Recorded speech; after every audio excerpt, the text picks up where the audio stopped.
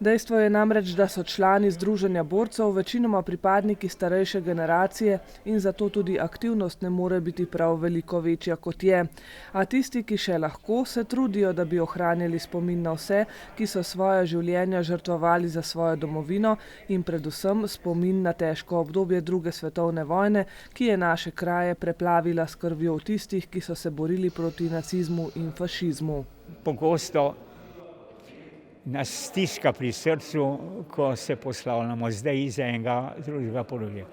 Prva svetovna vojna jih je pobrala, takrat je bilo čisto malo Slovencev, oziroma Medvoščanov, kljub temu, da smo imeli že svojo občino, ampak v tistih par tisoč, ki je bilo, jih je pobralo več kot 300 mladih fantov. Zdaj več tisoč jih je druga svetovna vojna. Zato jim toliko več pomeni možnost, da s prireditvami, obiski grobov in spomenikov ohranjajo spomin na vse žrtve vojne.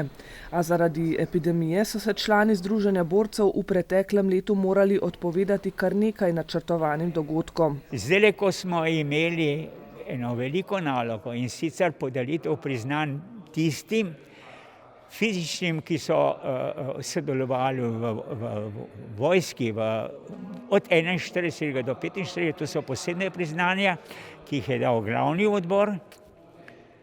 Teh priznanj nismo mogli osebno izročiti. Kljub temu, da smo imeli vse pripravljeno, tudi s kulturnim sporedom, da bi prišli, da bi s srcem seveda predali to. Ni se dalo. Priznanja so zato lahko izročili zgolj tistim, ki še živijo doma, seveda ob upoštevanju vseh ukrepov, ki so bili zapovedani. Tudi delegacije na grobove padlih borcev so bile v okrnjeni sestavi, a ker je to ena njihovih najbolj pomembnih nalog, se temu opravilu ne bodo odrekli. Tu nesem doma tudi iz sosednjih občin, na kateri mejimo, tako kot vsako leto. Od Primorske do Štajerske, Koroške, povsod smo prisotni.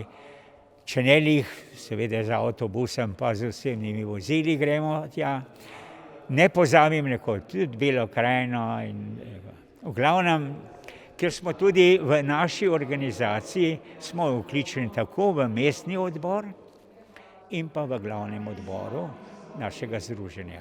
Njihova naloga pa je tudi predajati mladim spomin na dogodke med drugo svetovno vojno na območju občine Medvode, čeprav se ta čedalje bolj umika iz izobraževalnega sistema in postaja prezrt ali celo zanikovan. Delamo na tem, da bi v šolskih programih, da bi saj izvedeli, kje je bil narejen ponatis Prešernove Znamenite. Najlepši tisk v drugi svetovni vojni, naša himna. To je nekaj za prste oblizu, drugega ne znam povedati. Pa ne vejo, kje je Beli potok, ne vejo, kje je Lučnica, ne vejo tega. Zgolj 133 članov še ima Združenje borcev Medvode in zato si resnično želijo, da bi se jim pridružili mlajši, aktivni člani, ki podpirajo njihove vrednote in prizadevanja za ohranitev dobrega spomina na narodno-osvobodilni boj. Pozivamo mlade, vrata so odprta. Vsak, kjer se želi seveda vključiti, bomo veseli.